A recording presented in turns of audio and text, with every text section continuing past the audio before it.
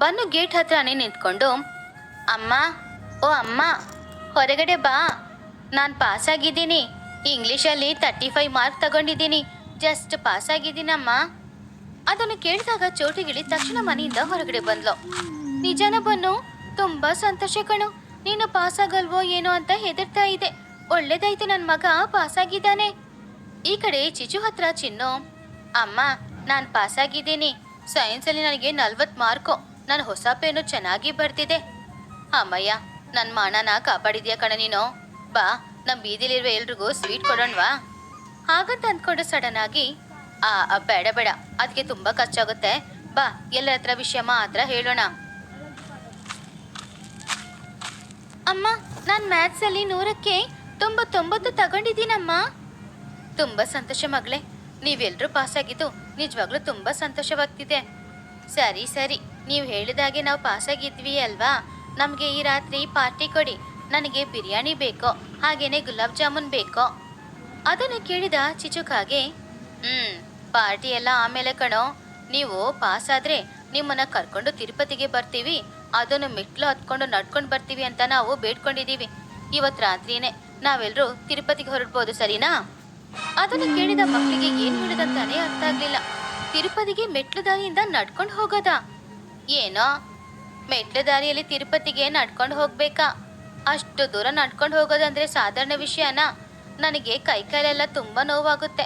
ಹಾರ್ಕೊಂಡು ಹೋಗೋದೇ ಕಷ್ಟ, ಇದ್ರಲ್ಲಿ ನಡ್ಕೊಂಡು ಹೋಗೋದಂದ್ರೆ ಅಯ್ಯೋ, ನಾನಂತೂ ಬರಲ್ಲ. ಹೌದಮ್ಮ, ತಿರುಪತಿಯಲ್ಲಿ 3550 ಮೆಟ್ಲುಗಳು ಇದೆ ಅಂತೆ. ಅಷ್ಟು ಮೆಟ್ಲುಗಳನ್ನ ನಡ್ಕೊಂಡು ಹೋಗೋದು, ಹತ್ಕೊಂಡು ಹೋಗೋದು ಕಷ್ಟ ಆಗುತ್ತೆ. ಹೌದು, ಅದನ್ನು ಬಿಸಿಲಲ್ಲಿ ನಡೆದ್ರೆ ನಾನಂತೂ ಕಪ್ಪಾಗ್ತೀನಿ. ಇಲ್ಲ ಇಲ್ಲ, ಇನ್ನೂ ಕಪ್ಪಾಗ್ಬಿಡ್ತೀನಿ. ನಾನು ಬರಲ್ಲ.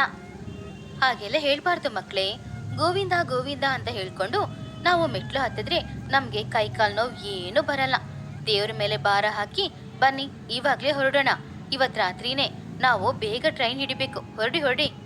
ಆವಾಗ ಅದನ್ನು ಕೇಳಿದ ಬನ್ನು, ಪಾಸ್ ಆದ್ರೆ ಪಾರ್ಟಿ ಕೊಡ್ತಾರೆ ಅಂತ ಅಂದ್ಕೊಂಡ್ರೆ ಇವರೇನೋ ನಮಗೆ ಪನಿಷ್ಮೆಂಟ್ ಕೊಡ್ತಾ ಇದ್ದಾರೆ. ಸರಿ, ಲಡ್ಡುಗೋಸ್ಕರ ನಾನು ಆ ಮೆಟ್ಲು ಹತ್ತುತ್ತೀನಿ. ಹಾಗೆ ಎಲ್ರೂ ರೆಡಿ ಆದ್ರು. ಆ ದಿನ ರಾತ್ರಿನೇ ತಿರುಪತಿ ಟ್ರೈನಲ್ಲಿ ಹತ್ತಿದ್ರು. ತಾಯಂದಿರು 3 ಜನನು ಕೂತ್ಕೊಂಡು ಮಾತಾಡ್ತಾ ಇದ್ರು. ಮಕ್ಕಳು ವಿಂಡೋ ಸೀಟ್ಗೋಸ್ಕರ ಜಗಳ ಮಾಡಿ ಕೊನೆಗೆ ಹೇಗೋ ಸೆಟಲ್ ಆದ್ರು. ಇಲ್ಲಿ ನೋಡ್ರೋ, ನಾಳೆ ಮೆಟ್ಲು ಹತ್ತುವಾಗ ಯಾರು ಎಲ್ಲೂ ಕೂರದೆ ಎಲ್ಲೋ ನಿಲ್ಲದೆ ರೆಸ್ಟೇ ತಗೊಳ್ದೆ ಮೆಟ್ಲು ಹತ್ತಾರೋ ಅವರೇ ತುಂಬಾನೇ ಬಲವಂತರು. ಅವರೇ ನಮ್ಮೂರಿನ ಬಾಹುಬಲಿ. ಈ ಬೆಟ್ಗೆ ನೀವೆಲ್ಲರೂ ಬರ್ತೀರಾ?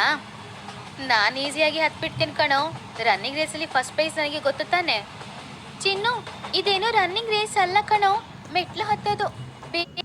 ಹಾಗೆಲ್ಲ ಹೇಳ್ಬಾರ್ದು ಮಕ್ಕಳೇ.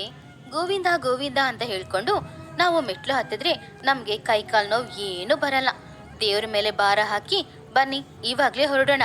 ಇವತ್ತು ರಾತ್ರಿನೇ ನಾವು ಬೇಗ ಟ್ರೈನ್ ಹಿಡಿಬೇಕು. ಹೊರಡಿ.